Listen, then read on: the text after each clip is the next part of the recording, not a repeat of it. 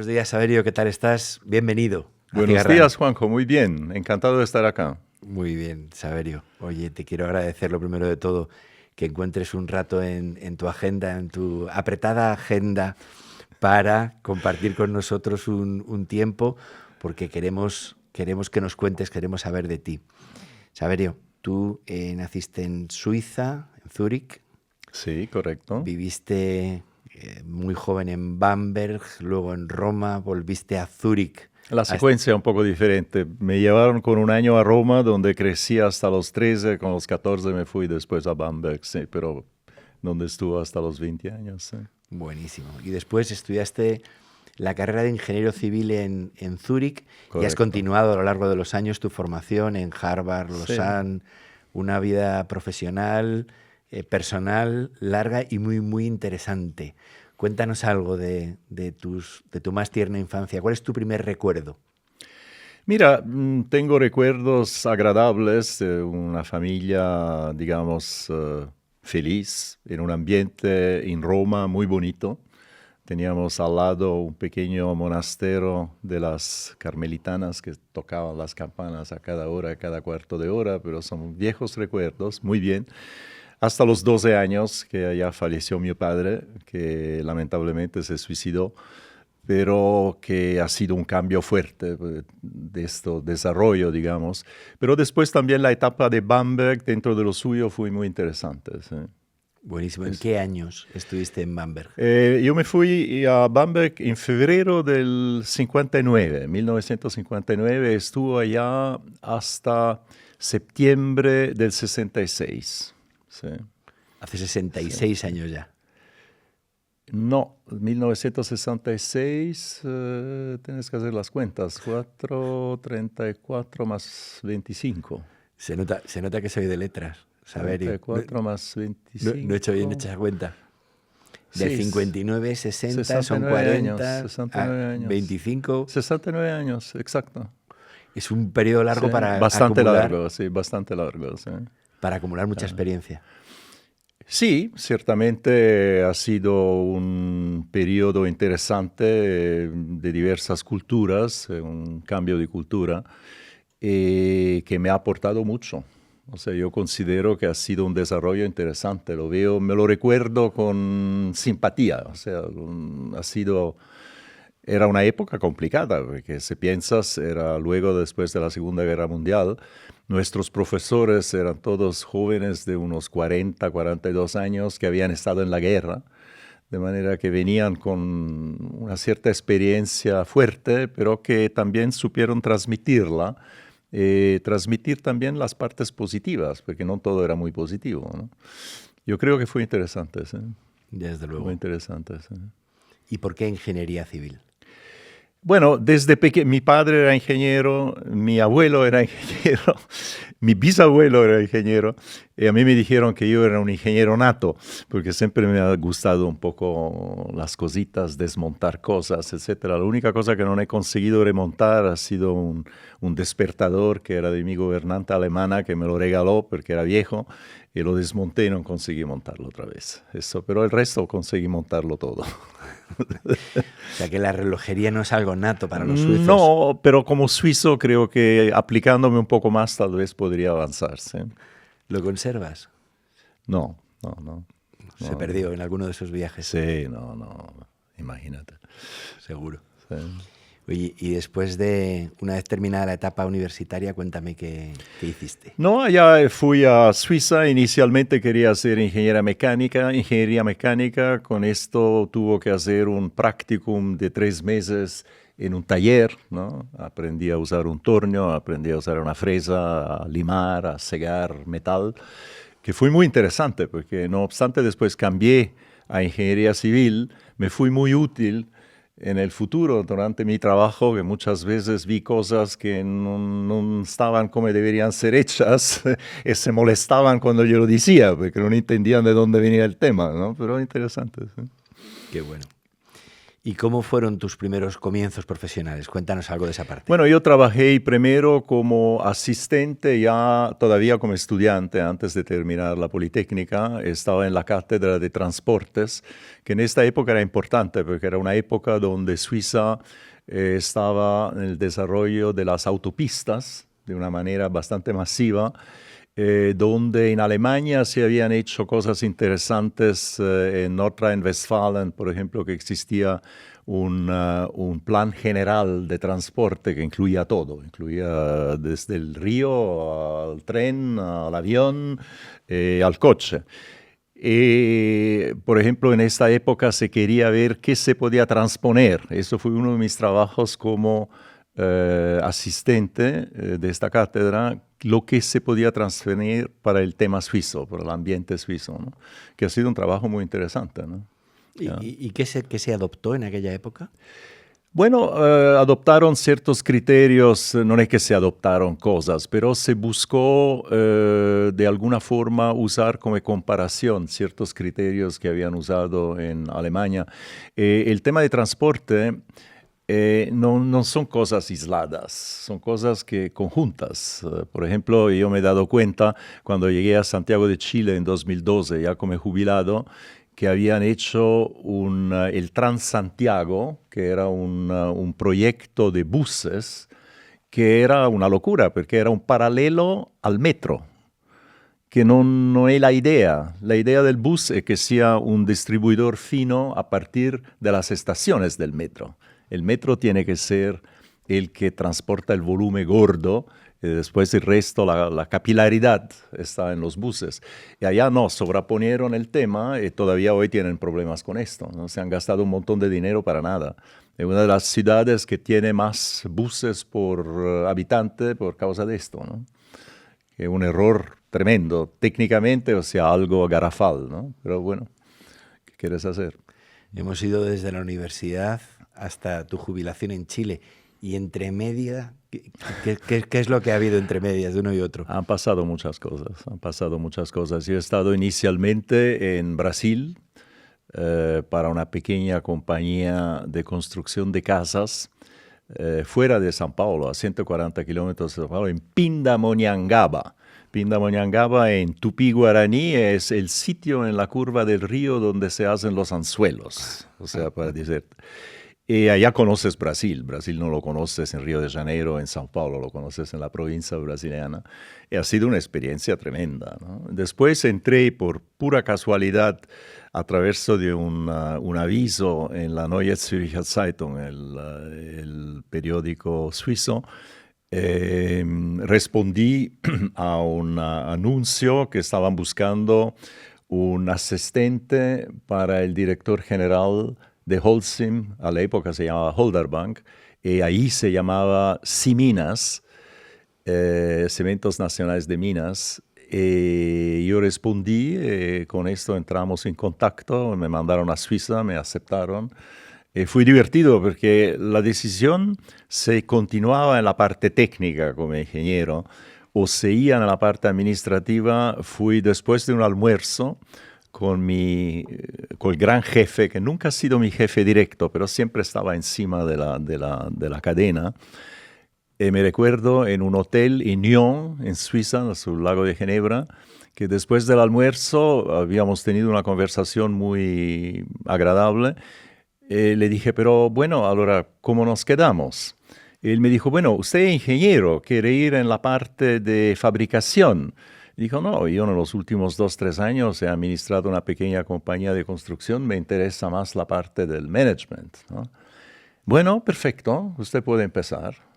Y así empezamos. Yo me fui al management, nunca me promovieron, entré como gerente general, perdón, de la Cementos Ipanema, una pequeña vieja fábrica que teníamos desde el año 48 allá. Y después pasé a ser gerente general de desarrollo en Brasil. Después me transfirieron a Colombia. Después de Colombia, de 9 años y medio en Colombia, venimos a España, pero siempre como CEO de la pequeña compañía, no en Colombia ya del grupo en Colombia. Y en España también, sí, aquí como consejero delegado, pero nunca fui promovido, siempre me quedé en esta posición, ¿no? O sea, nunca fui un especialista, yo siempre fui un poco un generalista. Es una buena definición, sí. La diferencia creo entre que generalista creo que sí. ¿Y te consideras un generalista en? Mira, en lo técnico, en lo administrativo, por ejemplo, yo nunca he tenido una formación administrativa, pero siempre he buscado de tener en vuelta de mí directores financieros administrativos buenos, de los cuales he imparado muchísimo. O sea, lo que he tenido de experiencia, y creo que no lo he hecho tan mal, porque al final los resultados han sido buenos.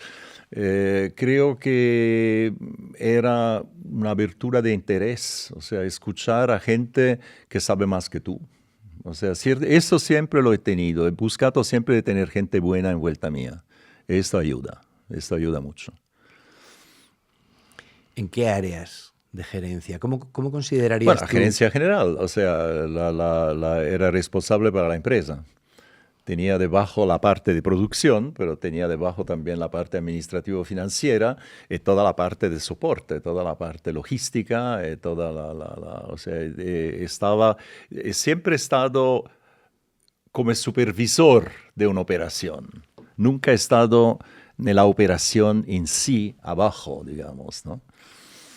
Porque Holcim es un grupo cementero. Es un grupo cementero que tiene también canteras para áridos, que tiene también muchas operaciones de hormigón, o sea, de concreto. Aquí se dice hormigón, creo, en Latinoamérica lo llaman concreto. De manera que sí, tenemos que aportar y tener disponibles los productos para la construcción. ¿Y qué áreas de gerencia has supervisado? ¿Ha cambiado? ¿Tú crees que ha cambiado a lo largo de los años el tipo de áreas o el número de áreas? No, las áreas básicamente son las mismas. Lo que puede haber cambiado, y ha cambiado, por ejemplo, en el caso de Holdarbank, que hoy se llama Holcim, ha cambiado la orientación, se han diversificado, han salido un poco de la producción en sí del cemento, porque tiene una fuerte emisión de CO2 por temas ambientales, han salido un poco de esto y han buscado ampliar muchísimo más en toda la parte roofing, o sea, tejados especiales, tejados hoy con, por ejemplo, celdas para energía solar, etc. Ha tenido ciertamente pero esto ya ha sido después de mi época, eso yo ya no lo he vivido.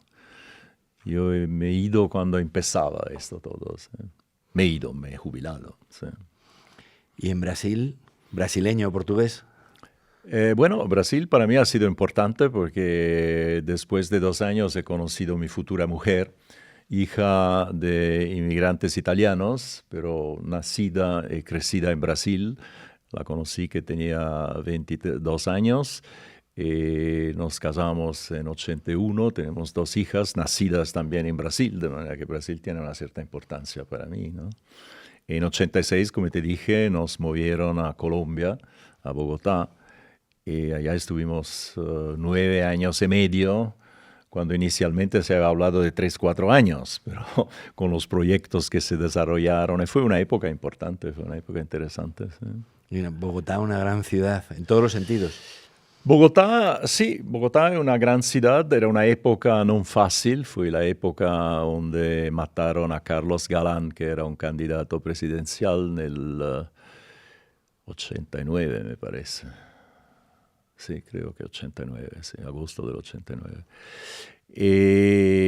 La verdad que sí, que fue muy interesante. Hicimos también unos proyectos muy interesantes, técnicamente interesantes e innovadores, con nuestra oficina que era en Canadá, en Mississauga, al norte de Toronto.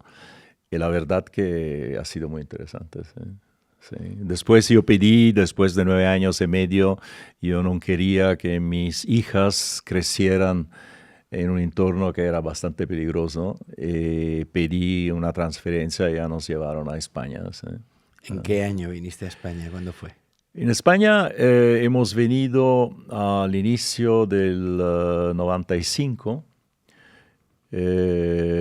mitad del 95, y después yo empecé a partir de inicio del 96 a ser el responsable, el CEO de España. Sí. ¿Y has estado hasta el año? Terminé el año 2008, finales de 2008. Estuvo todavía hasta junio de 2010 en la Junta de Madrid, pero efectivo fui hasta el final de 2008. Sí. Sí. Y a partir de ahí la vida de jubilado, cuéntanos.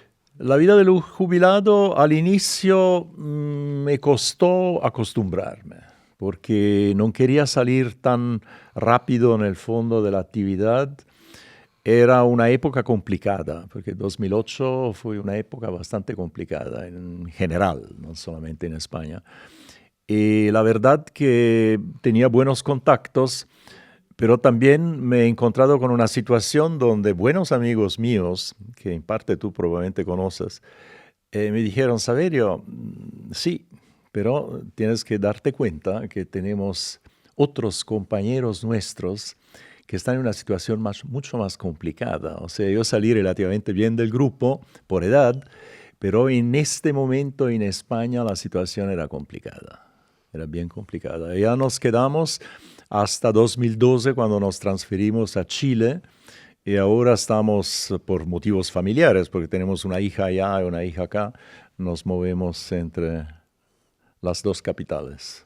Pues es un magnífico periplo, Suiza, Italia, Bueno, un poco nómada.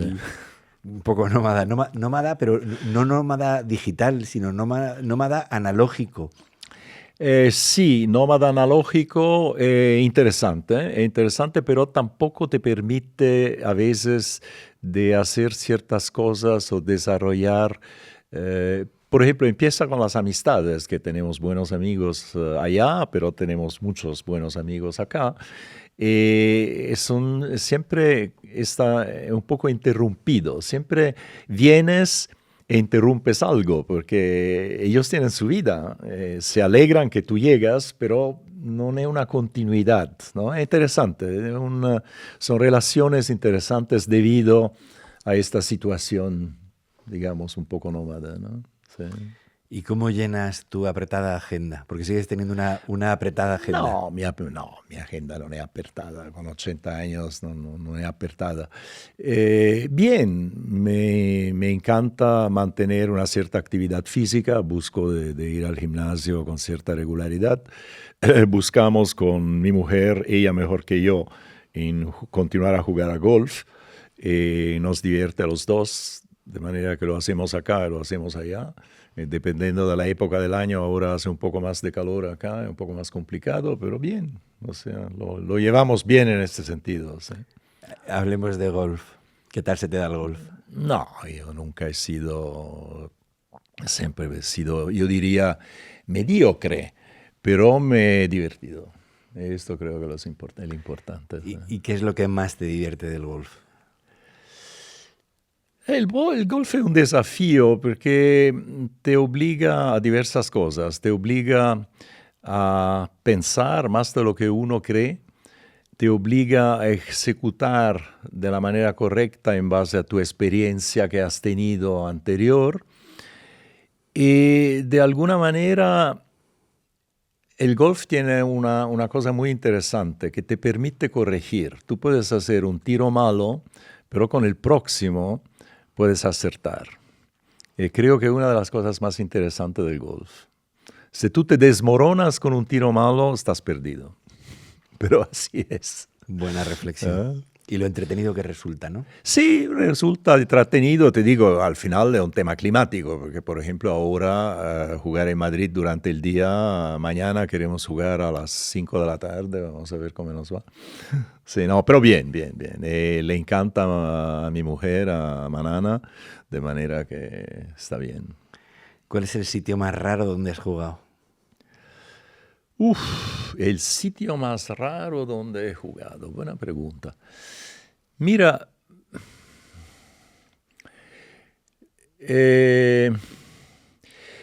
En el norte de España, ahora tengo que hacer memoria porque no me recuerdo el nombre, cerca de...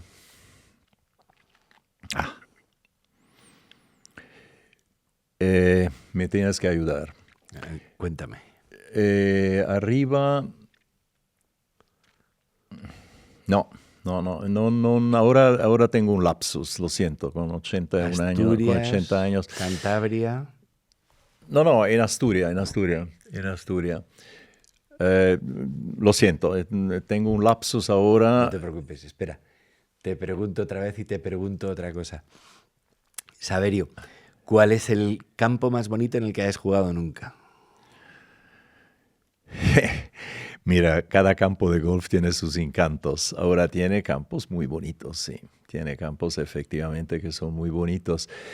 Pero, por ejemplo, a mí los campos de Madrid, el que yo conozco mejor que La Moraleja, el campo 1 y 2, a mí me encantan. Los nuevos me encantan menos, pero también los juegas con gusto, o sea, sí, ciertamente. ¿Y el mejor golpe que hayas dado en tu vida?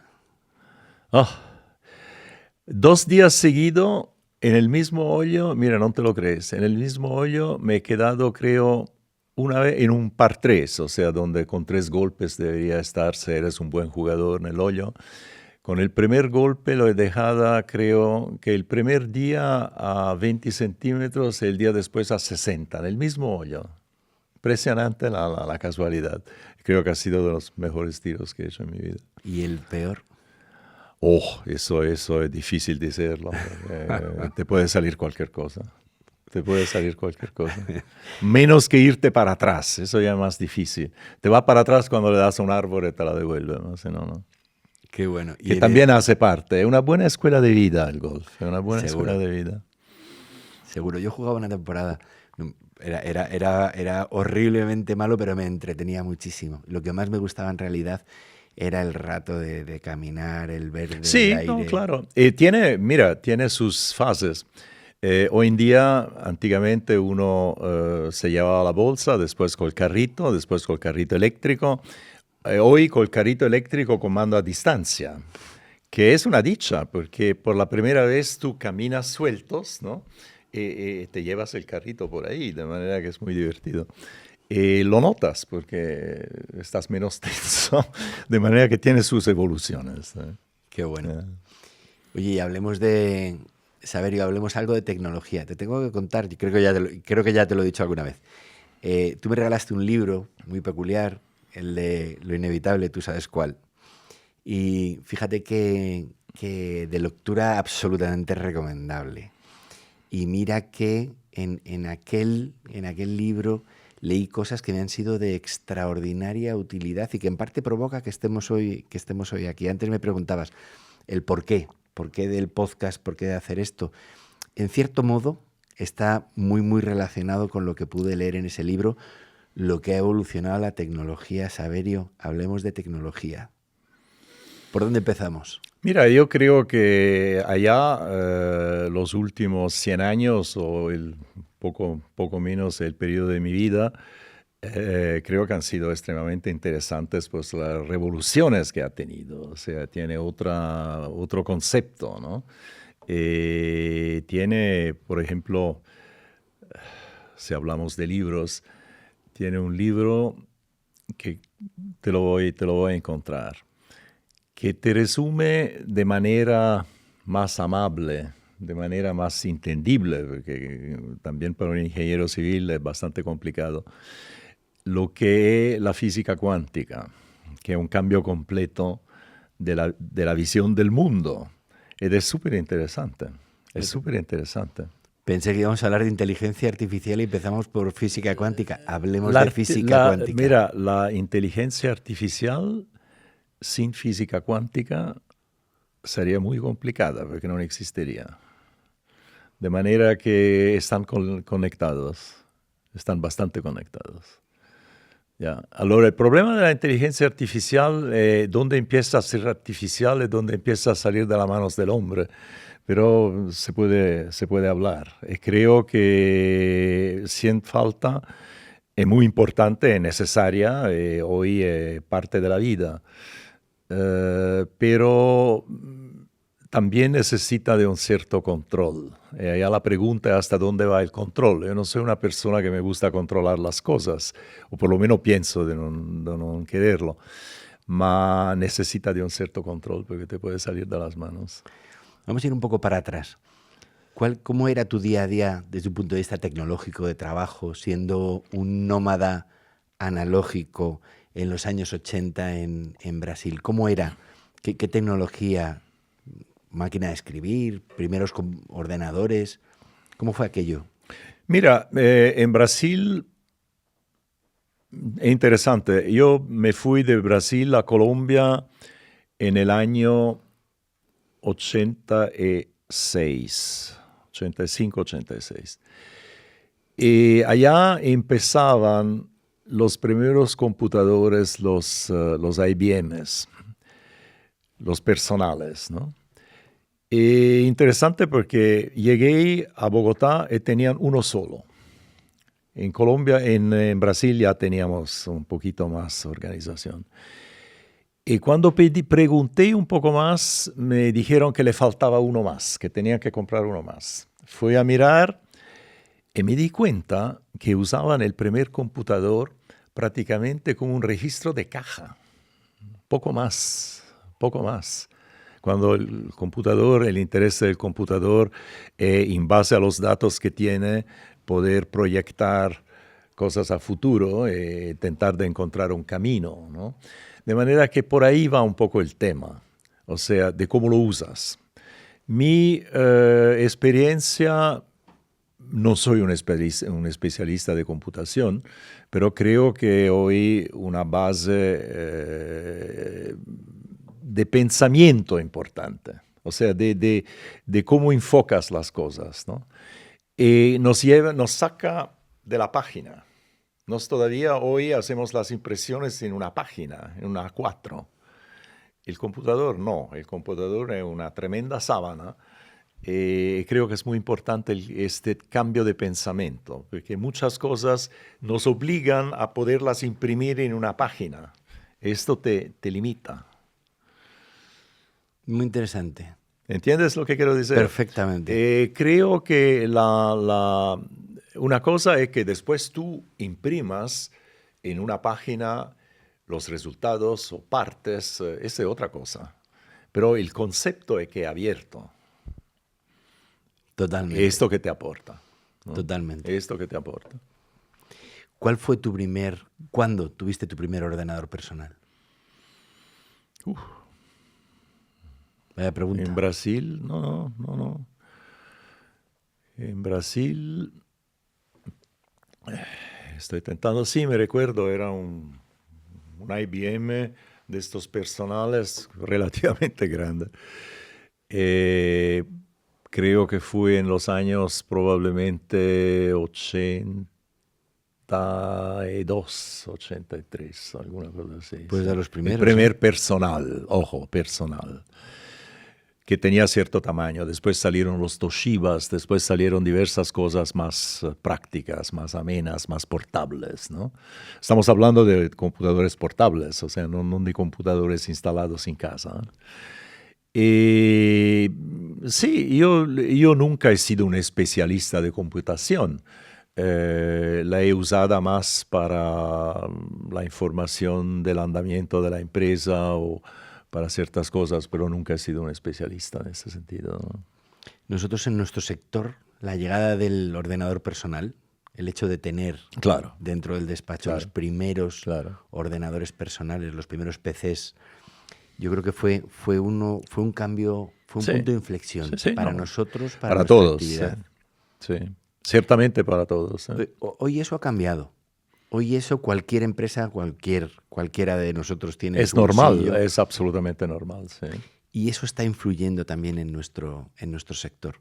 Está trasladando el centro de manejo de la información que antes estaba en la asesoría, en el despacho. Ahora el centro de la información está en la oficina del cliente. Eso es un cambio para nosotros. ¿Y las comunicaciones? Cuéntame, Saverio, ¿dónde tuviste fax por primera vez? El fax por primera vez lo tuve Ya probablemente en Colombia. En Colombia, sí. Cuando yo salí de Brasil en 85. Puede ser que ya tenía en Brasil. Puede ser que ya que tenía. De toda manera, en Colombia que se desarrolló. Yo me recuerdo todavía en Brasil escribir reports para el computador que se escribían en la cinta, ¿no? Preparándolos para poderlos después transmitir de manera más rápida. O sea, esta era la época antes del fax. ¿Y cómo se hacía antes para firmar un contrato, Saverio? Para negociar un contrato. ¿Lo imprimías, lo metías en un sobre y lo mandabas a Europa para que lo revisaran? En parte sí. También los contratos eran más cortos. Extremadamente más cortos. Impresionante. Con la computación los contratos se han ampliado. Se han ido muchísimo más, o sea, extendiendo. Antes eran páginas, ahora son centenas de páginas. Esto creo que ha sido un desarrollo del automatismo que te permite hacerlo, porque antes no lo podías hacer. O escribías con la máquina o lo preparabas en la cinta, de manera que tenía que estar más conciso, probablemente también el desarrollo de los abogados que quieren más respaldos, ¿no? Probablemente por ahí también va el tema, pero hoy son muchísimo más amplios. Bueno, y eso y porque los abogados cobramos por página. Claro, además. Es un factor. Bueno, tú sabes que adicional. los escribanos antiguamente también cobraban por página. Bueno, yo creo que siguen cobrando por página. Y una pregunta que te quiero hacer. ¿Y tu primer teléfono móvil? El primer teléfono móvil ha sido en Colombia. Yo he ido a Colombia en el 85. Creo que bastante al inicio. En Brasil todavía, me estoy pensando si ya en Brasil tenía algo. Puede ser. Tenía unos Motorolas, esos que se abrían, ¿te recuerdas? Los viejos. Por ahí tiene que haber sido. Creo que por ahí ha sido. Y hoy, si tuvieras que prescindir de todos estos dispositivos, ¿cuál es el que más te costaría prescindir? El teléfono móvil, te digo la verdad, efectivamente te puedes comunicar muy rápido, que es cómodo, y sobre todo puedes bajar mucha información, que es todavía más interesante, creo. Antes dependías de encontrar un teléfono, ¿no? Si tenías una pana en la calle o si tenías algún problema, tenías que tener a la mano un teléfono. El teléfono móvil naturalmente lo ha facilitado mucho, pero creo que el cambio más interesante es la información que te trae. O sea, yo hoy en día no leo con regularidad las cosas que tengo disponibles, pero sé dónde puedo, o creo saber, dónde puedo encontrar ciertas cosas y lo encuentro interesante, la disponibilidad de la información. Es curioso porque hemos hablado de todo esto que hemos hablado, hay dos conceptos que son francamente interesantes. Uno, que el soporte físico nos constriñe al folio, claro, eso es un concepto interesante. Claro. Y otro, el de la disponibilidad de la información. Las dos cosas. Hemos hablado en alguna ocasión y yo ya te he comentado que yo sostengo que la inteligencia artificial no es inteligente, pero es tan rápida. Claro. Y maneja semejante volumen de información que es extraordinariamente útil. Claro, pero ojo, porque no quiero insultarla, porque creo que ha sido un avance muy importante, sobre todo en ciertas cosas, para ciertas cosas creo fundamental. Pero la pregunta es, ¿dónde ella puede perder su honestidad? No sé si me entiendes. O sea, es un campo donde tú no sabes si todavía estás en la realidad o te ponen algo que te están poniendo cosas que no funcionan, ¿no? Pero la mentira es muy humana, ¿no? En realidad tampoco sabes. Pero me estás diciendo que te permite la transposición de la mentira a los sistemas que en el fondo deberían pensar mejor o más rápido seguramente. Mejor depende de quién lo has hecho, depende de quién lo ha hecho.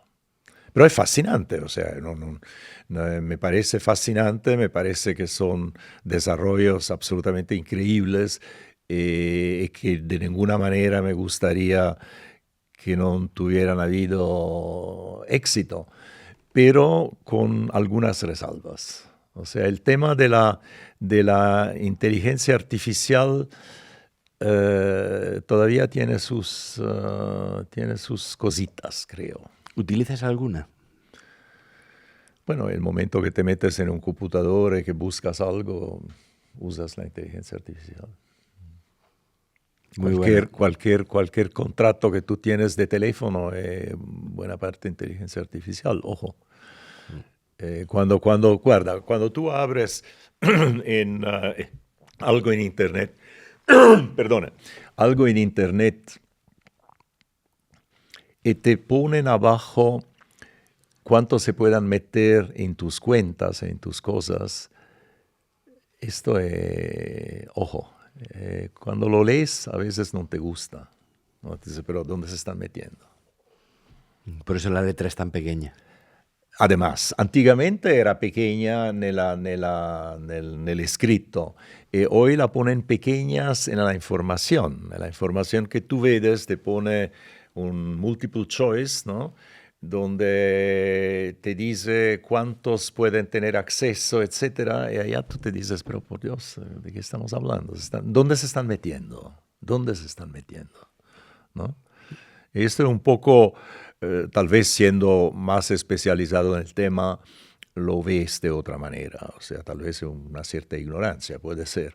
Pero te preguntas a veces, o sea, yo busco dar el mínimo de información cruzada posible.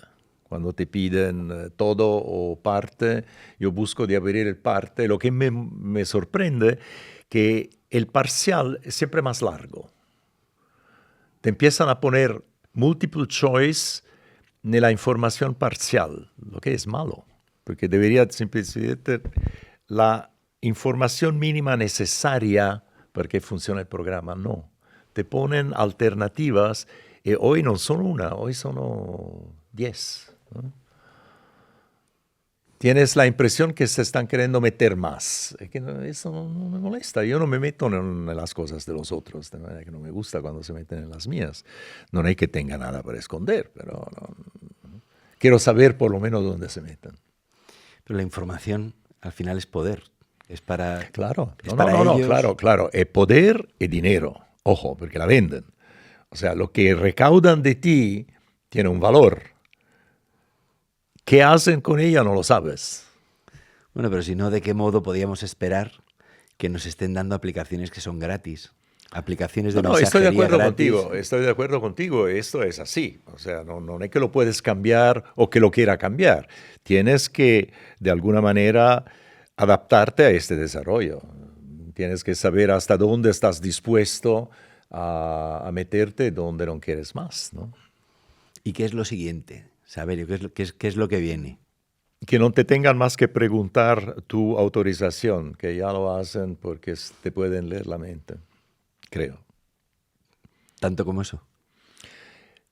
Yo creo que sí. Por lo menos eso sería un paso importante y no creo que estamos muy lejos de esto, porque en base a tu comportamiento, por ejemplo, en Internet, ya sacan muchísimas conclusiones. Definitivamente. Solamente donde tú compras, o sea, que te llega después la propaganda, o sea, ¿no? Allá el sitio donde tú no sabes más hasta dónde tú controlas tu información, porque de alguna manera te la chupan, ¿no? Esto al ser humano le molesta, ¿no? Y debería molestarle, o sea, debería molestarle. Yo no soy una persona con grandes secretos, o sea, soy una persona bastante abierta, creo. Pero a veces te tienes la impresión que te están sacando demasiada información. Ya, más de lo necesario, digamos, más de lo necesario, ¿no? Esto no, que te saque de tu zona de confort, no sé qué importancia tiene también. En mi edad ciertamente menos que en otros momentos de la vida, pero uno se pregunta.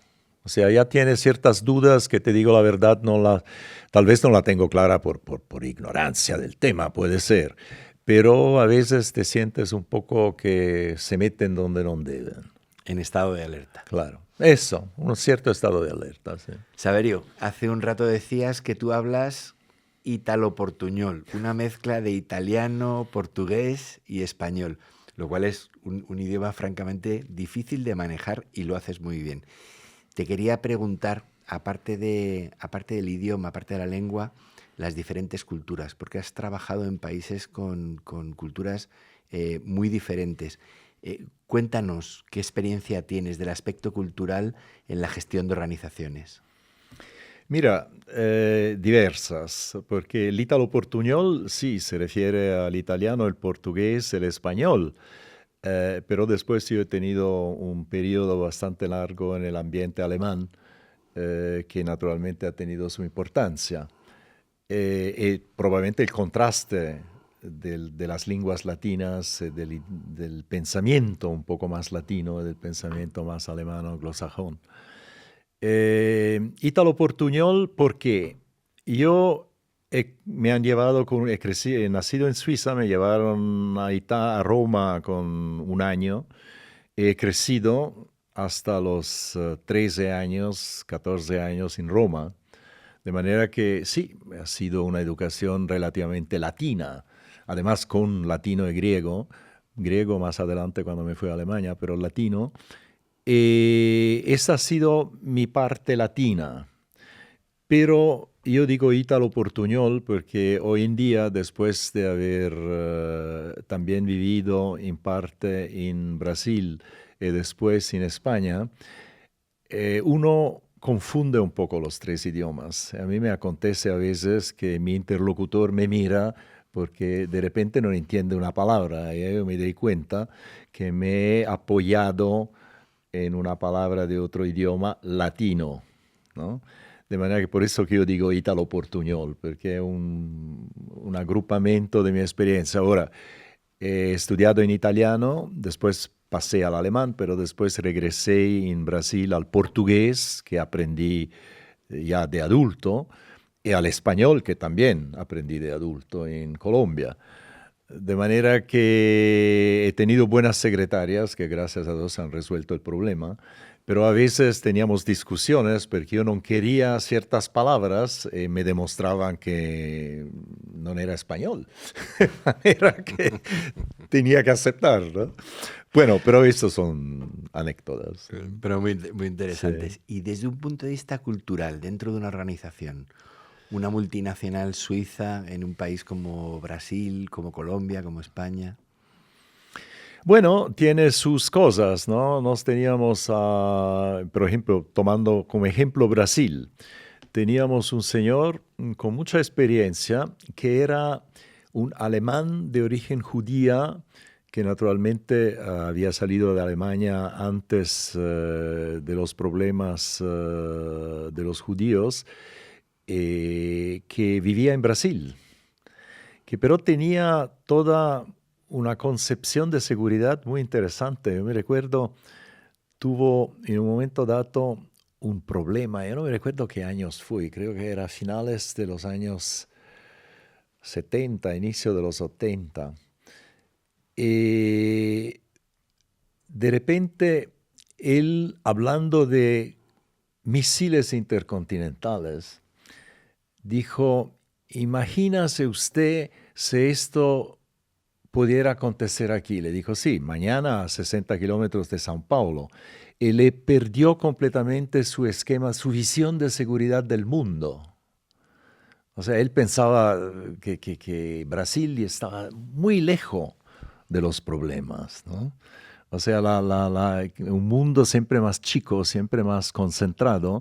Esto sí lo hemos vivido claramente. O sea, cuando yo me fui la primera vez a Brasil, tú ibas con Swissair, Zürich, Dakar, Dakar, Río, Río, Sao Paulo. Hoy en día el vuelo directo de Santiago de Chile. O sea, han cambiado, las cosas han cambiado mucho. Pero las percepciones de los seres humanos son muy ligadas a su experiencia personal, ¿no? De manera que cuando te sientes amenazado, ¿no? Es otra cosa, ¿no? ¿Y qué diferencia encuentras entre gestionar una empresa en Brasil o, por ejemplo, en España? En principio es lo mismo, porque son seres humanos. Ahora, son seres humanos que tienen posiblemente una educación diferente y algunas nuances, algunas percepciones que pueden ser diferentes. Pero creo que son más los puntos en común. Las prioridades del ser humano, que al final son las mismas, no es que cambien. Pueden cambiar en su manera formal, pero al final el ser humano es el mismo. El mismo, tiene los mismos miedos, tiene los mismos entusiasmos. Es una cuestión, sí, son escalas diferentes tal vez, pero te acostumbras a hacer esta transposición entre un sistema y otro de coordenadas de percepciones, ¿no? Qué interesante. Pero lo básico es lo mismo, lo básico es absolutamente lo mismo, ¿eh? Qué interesante. He estado viajando ahora por África, como tú sabes, por países que tienen una cultura tan distinta a la nuestra, y he tenido la oportunidad, me han invitado a una boda en Mauritania. Muy entretenido, muy divertido, muy diferente, pero te he de confesar que al final, a pesar de las diferencias formales, de las diferencias rituales, de las diferencias en la forma de vestir y en la forma de ciertos comportamientos, en el fondo, con un poquito de perspectiva, ves que al final somos todos humanos. Sí. El propósito es el mismo. Una boda son dos familias que se unen por las dos personas que crean una nueva familia. Al final es exactamente lo mismo. Sí, estoy muy de acuerdo contigo, Yo creo que pueden ser percepciones que varían un poco, pero el contenido, el miolo de la cuestión es el mismo, ¿eh? Sí, claramente. Interesante. Claramente, sí. Decías antes, Saverio, que siempre te ha gustado rodearte de gente buena, rodearte de los mejores. Mira, mi mamá de niño me decía, busca rodearte de gente mejor que tú. O sea, gente de la cual se puede aprender, ciertamente. Y en el caso profesional, allá naturalmente tú tienes que cubrir diversos sectores. Siempre he buscado gente buena en su sector, pero con capacidades de mirar el entorno. O sea, no solo especialistas. A mí el especialista per se me preocupa. He buscado más gente, especialistas con una visión más amplia, digamos, que creo que es importante. ¿Y qué método has utilizado para elegirlos? La entrevista. He buscado selecciones con gente que me ha mandado candidatos. Hemos hecho también anuncios a través de las entrevistas. ¿Y qué buscas en una entrevista? De un punto de vista humano, un generalista. Una persona que tenga una visión más amplia de la vida, de sus haceres. Y naturalmente, dependiendo de qué buscabas, un especialista en su campo, porque naturalmente necesitabas esto, ¿no? Pero básicamente siempre he buscado gente con una cierta amplitud mental. Y aparte de esa amplitud mental, que es un muy buen concepto, si tú echaras la vista atrás y miraras la gente que has contratado a lo largo de los años, que has elegido para que forme parte de tu equipo, aparte de esa amplitud mental, ¿qué crees que tienen ellos en común? Bueno, primero tienen una visión bastante generalista del mundo y una visión más profunda de sus especialidades. O sea, claramente, pero no pueden ser solo especialistas. Algunos especialistas he tenido problemas y los he tenido que devolver de alguna forma. Pero Yo creo que estamos hablando de una manera más amplia, naturalmente. Después, cada caso es un caso per se, ¿no? Pero he tenido experiencias interesantes, en este sentido con gente, para bien y para mal. Más las para bien han sido mejor más que las para mal. Pero he tenido también que prescindir de gente porque no era aceptable, ¿no? Y es evidente que contratar es la parte bonita de formar equipos. Prescindir o devolver, como Sí. tú mencionabas. Mira, una de las cosas peores que puedes hacer es empezar a mover una persona que no te convence de un sitio al otro dentro de la organización. O sea, una cosa es darle la oportunidad y una cosa es perder tiempo con él, porque es malo para la organización y es malo para él. No sé si me entiendes. Es mejor resolver, ¿no? Resolver, mira, no nos entendemos, no nos entendemos. He tenido casos, he tenido que ser relativamente claro y tal vez un poco drástico, pero creo que estoy convencido que fue lo correcto para él y para mí, porque también no le puedes dejar perder tiempo a la gente, ¿no? Y no siempre puede ser que yo tenía una opinión sesgada, no lo sé, pero me he sentido cómodo en mis decisiones de este tipo. Sí. Qué interesante. Has mencionado dos aspectos que me parecen clave. Uno, el tema de la organización. Qué importante es el mundo de la organización. Tú te has movido en el mundo de la organización, Saverio. ¿Cómo es la vida corporativa en una multinacional? La vida corporativa en una multinacional tiene sus facetas, naturalmente. En este caso, una multinacional geográficamente bastante distribuida, tiene sus facetas, o sea, tiene sus necesidades locales y su equipo local, porque normalmente tienes un equipo local con el cual también tienes que vivir, convivir, entenderte, promoverlos, hace parte. Después tiene una cúpula que ella puede ser diferente y puede tener sus compliques, porque allá empiezan también cosas de carácter político, digamos, ¿no? Pero en general yo he encontrado en los diferentes sitios, primero, gente muy buena y también gente que he tenido que prescindir. Y no porque necesariamente era mala, pero porque en un momento dado no cuadraba más con la organización. Es importante, la gestión del conflicto.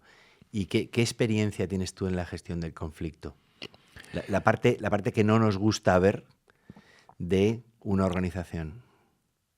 Buscar de enfrentarla. O sea, lo peor que puedes hacer con un conflicto es postergar el enfrentamiento. Si tú tienes claro que existe un enfrentamiento, creo que lo tienes que enfrentar. E enfrentar de la manera correcta, o sea, hablando claro con la gente, buscando entender sus motivos, pero después tienes que tomar una decisión. Lo peor es cuando tú empiezas a perder tiempo, ¿no? Eso daña muchas cosas. Daña el presente y el futuro. Sí, sí. Y yo tengo buenas relaciones todavía hoy con gente con la cual en su momento no siempre han sido buenas relaciones. He tenido casos que los he movido de mi organización a organizaciones paralelas con éxito, con mucho éxito, con los cuales tengo hoy todavía buenas relaciones. O sea, también yo creo que es importante de actuar de manera correcta, abierta. O sea, tienes que enfrentar la situación. No puedes postergarla, ¿no? Eso es lo peor que puedes hacer. Muy interesante, Saverio. Y una pregunta que yo te quería hacer. ¿Qué tema te ocupa hoy? No hemos hablado de la familia. Aparte de tu familia. Bueno, estamos viviendo una situación que es bastante preocupante desde un punto de vista político. Ojalá, vamos a ver cómo continúa. No es que me preocupe, yo creo que el mundo siempre ha vivido estas situaciones, se las continúa viviendo, pero estamos viviendo un momento un poco desintegrado. O sea, ha tenido momentos que tú percibías una mayor integración. No obstante, siempre han existido bandos diferentes, pero hoy en día te preguntas, ¿no? Sin meterse en detalles, ma è un momento interesante, è un momento que se está mirando lo que va a acontecer, que no está claro. ¿Y qué va a acontecer? Ojalá nada de malo, pero creo que sería tapar el sol con una penera de decir que no estamos viviendo un momento complicado. No solo a nivel de conflictos armados, sino también desde un punto de vista comercial. Conflictos armados creo que es preocupante en este momento. Ojalá que no tenga algún error de percurso. Y por el resto, tú ves cosas que pensabas que funcionasen mejor. Después de la Segunda Guerra Mundial, todo el tema de la política internacional, etcétera, se pensaba que se pudiera más fácilmente llegar a algún acuerdo. Y creo que a finales de los años 90 se tenía esta impresión de haber arreglado un poco las tensiones. Y ahora estamos viendo que se están montando otras tensiones que preocupan. La pregunta es cómo se van a desarrollar, vamos a ver. ¿Y en la parte comercial? Bueno, el comercio en sí, ciertamente hemos vivido una época de una globalización tremenda que pero en este momento está teniendo sus contenciones. O sea, la disputa con China puede cambiar ciertas cosas, pero no sabría decirte en detalle qué. Pero es un momento más tenso que tal vez algunos años atrás. ¿Y qué actores ves en el mercado, en el contexto global? Algunos me encantaría que fueran mejores, sin entrar en detalles. Pero yo creo que es importante poder hablar uno con el otro, cosa que no siempre es el caso. Y tentar de no presionar inútilmente a la contraparte, ma buscar realmente un entendimiento, una solución. Que existen, no es que no existan, pero existe una cierta arrogancia, digamos, que no lleva a nada de agradable, ¿no? Espero estar errado, ¿eh? No quiero dar lecciones a nadie. O sea, espero absolutamente estar errado, pero he visto momentos más amenos, más tranquilos. Más dulces. Sobre todo después de la caída del muro de Berlín, los años 90, tal vez no han sido aprovechados de la manera correcta. Tal vez se deberían haber aprovechado más para conseguir entrelazar más las relaciones. Y creo que no se ha hecho de la manera correcta. Pero bueno, esas son a posteriori, es fácil decirlo, ¿no? De manera que vamos a continuar viendo cómo se desarrolla la cosa. Bien, me parece. Saverio, ¿cuál es tu mejor consejo? ¿Cuál es el mejor consejo que puedes dar? Mira, dar consejos siempre es complicado. Yo creo que en la vida existe una visión individual que se va desarrollando a lo largo de la vida, que tiene sus cambios. Pero yo creo que una cosa muy importante es la coherencia de las ideas, del pensamiento, del comportamiento. O sea, cuando empiezan a ser, va a ser sustituida la coherencia por no sé si existe la palabra de errático, erraticidad. No sé, que las cosas empiezan a ser erráticas, es preocupante. Y no sé si no estamos viviendo un momento un poco errático. ¿Y cuál ha sido el mejor consejo que te han dado nunca?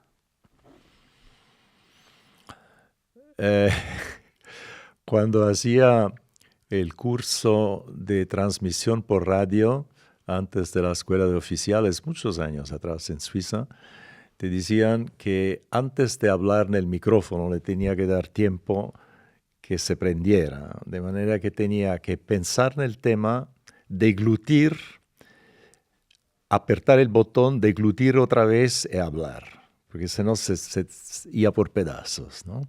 Y creo que esto es tener claro lo que uno considera importante. Muy Y interesante. creo que la coherencia es probablemente una de las cosas más importantes. Muy interesante. Con esto no digo que he sido siempre coherente en mi vida, absolutamente, ¿no? Pero he buscado hacerlo. ¿Y hay alguna pregunta, Saverio, que hubieras esperado que te hiciera que no te he hecho? ¿Qué, de preguntas? Sí, un tema que... No, yo creo que has cubierto bastante bien todas las temáticas.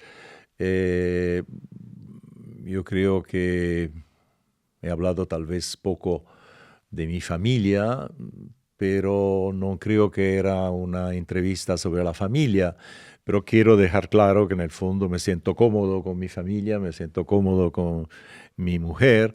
Hemos tenido, como todo el mundo, sus situaciones más complicadas, pero creo que hemos conseguido sortearlas bien.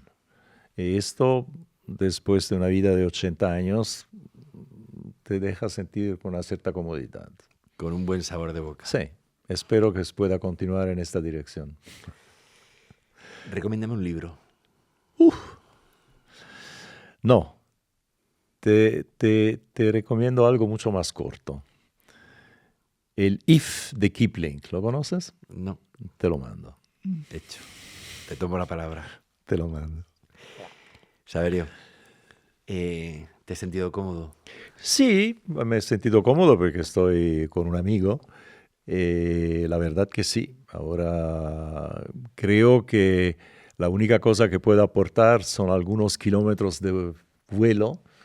Y creo que es importante. Yo siempre, con eso quiero terminar, yo siempre he considerado importante, de algo que me he inventado yo después de una consulta telefónica de mi jefe de la época sobre una persona que él quería sacarme, que yo tenía conmigo en Bogotá, en Colombia. Él era un tío brillante.